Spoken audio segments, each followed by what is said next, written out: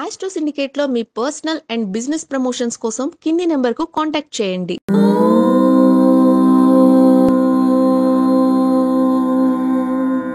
ఓం శ్రీ గురుభ్యో నమః. హరి ఓం. సర్వమంగళమాంగళ్యే శివే సర్వార్ధసాధికే శరణ్యే త్ర్యంబికే దేవి నారాయణి నమోస్తుతే.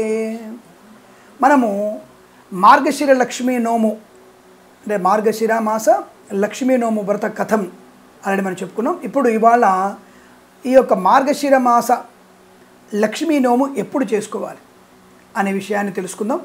మార్గశిర మాసంలో ఎప్పుడు ప్రారంభమవుతుంది ఈ వ్రతాలు అంటే అసలు మార్గశిర మాసం ప్రారంభమేదే 2వ తేదీ డిసెంబర్ నుంచి. అలాగే మనకి ఈ మార్గశిర మాసంలో ఎన్ని గురువారాలు వచ్చాయి? 4 గురువారాలు వచ్చాయి. ఎప్పుడు వచ్చాయి అని అడిగితే 5/12/2024 గురువారం, ఆ రోజు చతుర్థి ఉంది, పంచమి కూడా ఉంది.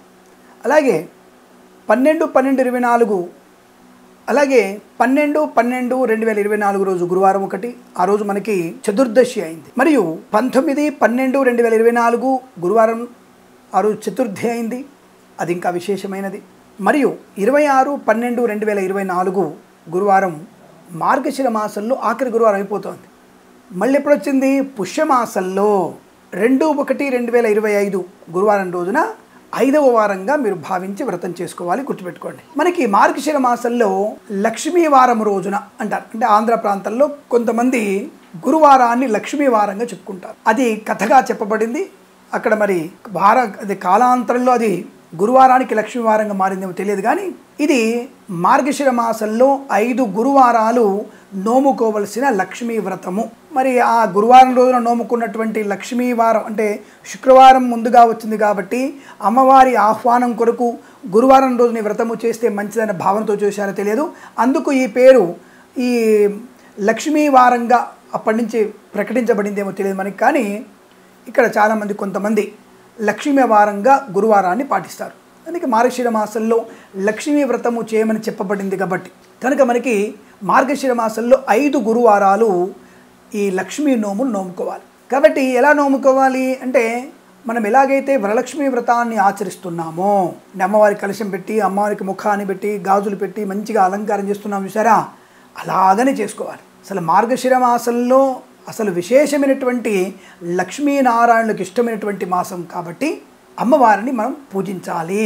ముందుగా మనము బుధవారం రోజునే అంటే బుధవారం రోజునే అందరినీ మనం ముత్తైదువులని 3 కానీ 5 కానీ 7 కానీ 9 మంది కానీ పిలుచుకోవాలి. తప్పకుండా వారికి వాయనం ఇవ్వాలి. ఏం వాయనం ఇవ్వాలి? పండు, వస్త్రము వాయనం ఇవ్వాలి.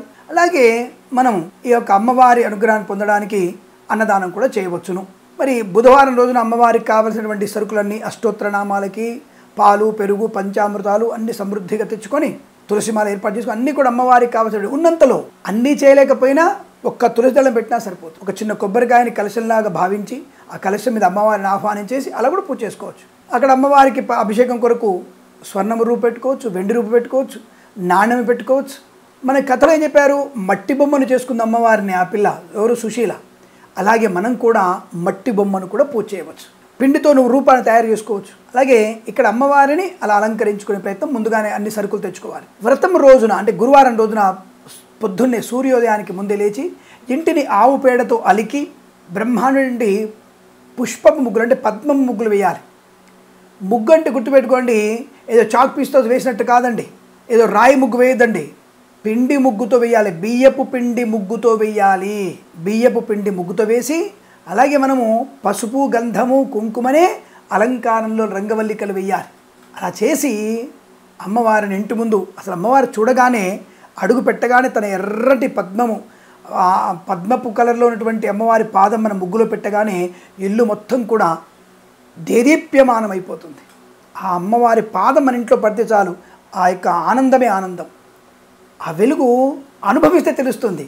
కళ్ళకు కనపడాలంటే కనపడదు, కానీ అనుభవించగలిగేటువంటి శక్తి ఉంటుంది అమ్మవారికి. అటువంటి మృదు మధురమైనటువంటి ఆ యొక్క శృతిమెత్తని అమ్మవారి పాదాలు మన ఇంట్లో కాలుపెట్టినప్పుడు ఆ ఇల్లు దేదీప్యమానంగా వెలగడం ఖాయం. మన ఇంట్లో సిరి సంపదలకు లోటు ఉండదు. ఇలా మనము అమ్మవారిని బ్రాహ్మణి పిలుచుకోవచ్చు, లేదా మనం కూడా అమ్మవారి స్తోత్రాలతో అష్టోత్తరనామాలతో అలాగే పద్మపు పువ్వులతో, గులాబీ పువ్వులతో, సన్నజాజి పువ్వులతో, సంపెంగ పువ్వులతో, ఏ పుష్పం పుష్పంతోయం ఏదైనా సరే అమ్మవారికి సమర్పణ చేసి సహస్రనామార్చన చేయగలిగితే, లలితాపారాయణం చేయగలిగితే చేసి ముత్తైదువులకి వాయనమిచ్చి, ఏ వాయనం ఇవ్వాలి అంటే కథలో మనకు చెప్పబడింది.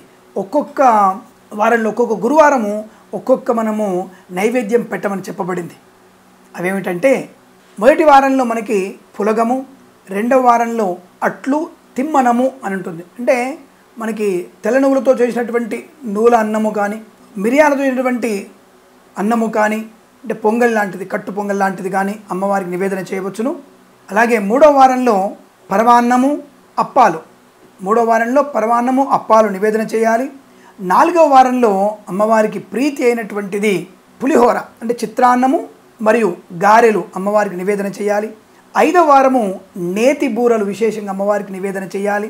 అలాగే అన్నము, పప్పు, షడ్రసోపేతమైనటువంటి పదార్థాలు ఐదో వారం అమ్మవారి నివేదన చేయాలి. అంటే ప్రతిరోజు కూడా షడ్రసోపేతాలు పెట్టవచ్చును, కానీ ముఖ్యంగా పెట్టవలసిన పదార్థాలు ఇవి. కాబట్టి ఆయా వారంలో ఆయా పదార్థాలని మాత్రం నివేదన పెట్టండి. అమ్మవారిని ప్రసన్నం చేసుకునే ప్రయత్నం చేయండి. అమ్మవారిని మనసు నిండా ప్రార్థన చేయండి. హిరణ్యవర్ణాం హరిణీం సువర్ణజదస్రజాం చంద్రాం హిరణ్మయీం లక్ష్మీం జాతవేదో మమావహ తాం మఆవహ జాతవేదో లక్ష్మీర్ మనపగామినీం యస్యాం హిరణ్యం విందేయం గామిష్వం పురుషానహం. అసలు అమ్మవారిని అసలు ఎంత మనం పూజిస్తే, ఎంత పుష్పార్చన చేస్తే అంత ప్రసన్నురాలవుతుంది. భక్తి ప్రధానంగా చెప్పబడింది. అంతప్ప నువ్వు చేసేటువంటి గొప్పగా ప్రక్రియలు అక్కర్లేదు. మనసు నిండా శ్రీమాత్రే నమః అనుకుంటూ చేయొచ్చు. ప్రకృతి నమః, వికృత్యై నమః, శ్రద్ధాయ నమః. ఇక్కడ విశేషంగా అమ్మవారిని మనం ముందుగా పూజించేప్పుడు, కలశంలోకి ఆవాహన చేసేటప్పుడు ముందు గణపతిని బొజ్జయ్యని పూజించాలి. గుర్తుపెట్టుకుని మర్చిపోవద్దు. పసుపు గణపైన చేసి ఆయన పూజించి ఆ తర్వాత అమ్మవారిని పీఠలోకి ఆవాహనం చేసి, ఆ పీఠ కూడా మంచి వస్త్రాన్ని పరిచి ఆ పీఠ పైన ముగ్గు వేసి, ఆ ముగ్గు పైన ఒక కలశం చెంబు పెట్టి, ఆ కలశంబులో అమ్మవారి విగ్రహారాధన, కొబ్బరికాయ మీద అమ్మవారి ముఖాన్ని అలంకరింపజేసి ముందు రోజు అలంకారం చేసుకోవచ్చు. బుధవారం రోజున మీరు శుభ్రంగా అమ్మవారిని అలంకారం చేసి పెట్టుకోవచ్చు. ఆ తర్వాత పీఠ మీద పెట్టి అమ్మవారిని ఆవాహనం చేసి రూపాయి బిళ్ళతో కానీ, స్వర్ణం బిళ్ళతో కానీ, వెండి బిళ్ళతో కానీ పంచామృత అభిషేకం చేసి అమ్మవారికి గంధ అలంకారం చేసి అమ్మవారిని సహస్ర పద్మాలతో కానీ, లేదంటే కమల పుష్పాలతో కానీ, కలప పూలతో కానీ, గులాబీ పూలతో కానీ, సింధూరం పూలతో కానీ అమ్మవారిని పూజ చేసి బిల్వదళం కూడా సమర్పణ చేయాలి, తులసి దళం సమర్పణ చేయాలి. ఇలా అమ్మవారికి పూజ చేసి షోడశోపచారాలు, ధూపము, దీపము, నైవేద్యము, వస్త్రము, యజ్ఞోపవీతం, ఆభరణము, కంచుకము, పసుపు, కుంకుమ నివేదనలు చేసి అమ్మవారికి మంగళహారతి ఇచ్చి నీరాజనం కూడా ఇచ్చి అమ్మవారిని ప్రసన్నురాలు చేసుకోవాలి. తర్వాత ఆత్మ ప్రదక్షిణం. యాని కాని చ పాపాని జన్మాంతరకృతాని చ తాని తాని ప్రణశ్యంతి ప్రదక్షిణం పదే పదే పాపోహం పాపకర్మాహం పాపాత్మ పాపసంభవ త్రాహిమాం కృపయాదేవి శరణాగత వత్సల అని అమ్మవారిని ప్రార్థన నమస్కారం చేసుకొని అమ్మవారికి మోకాళ్ళ మీద కూర్చొని నమస్కారం చేసి ముత్తైదువులకి వాయనమిచ్చి, వస్త్రం ఇచ్చి, వారితో కలిసి భోజనం చేసి అమ్మవారి కథాక్ష శిరస్సులో వేసుకున్న వారికి అష్టైశ్వర్యం కాక ఇంకేముంటుంది. మంచి బ్రహ్మాండమైనటువంటి సువర్ణ వజ్ర ఆభరణ, ధనకనక వస్తువాహన ప్రాప్తి.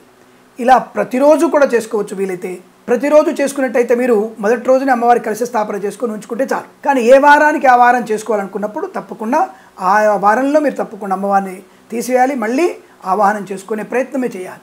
మరి 4 వారాలే వస్తే మార్గశిర మాసంలో 5 వారాలు చేయమన్నారు కదా అని అడిగితే, 5వ వారంలో పుష్యమాసంలో మొదటి గురువారాన్ని మీరు మార్గశిర మాస లక్ష్మీ వారంగా భావించి ఆ రోజున మనకి అమ్మవారిని పూజించవచ్చును 5వ వారంగా అని స్పష్టంగా చెప్పబడింది శాస్త్రంలో. కాబట్టి ఇలా చేసుకున్న వారికి ఆ ఇంట లక్ష్మీప్రదం, ఆనందకరమైన శుభయోగము, వస్తువాహన సౌలభ్యాన్ని పొందుకునే అవకాశాలు ఖచ్చితంగా ఉంటాయి. వెంటనే మీరు ప్రారంభం చేయండి. అనుకూలవంతమైన ధన కనుక వస్తువాన్ని ప్రాప్తి పొందవచ్చు. శుచి, శుభ్రత, నియమనిష్టలు, నోట్లో వేళ్ళు పెట్టుకోవడం, ఏదో పొద్దున ఒక ముక్క నోట్లో వేసుకుందాం, తాగేద్దాం, నిష్టగా ఉండాలి. మరి స్వామి షుగర్లు పేషెంట్లు ఉంటారు, స్వామి ఏం చెయ్యాలి? దానికి ఏం చేస్తాం? శరీర మాధ్యం ఖలు ధర్మశాస్త్రం.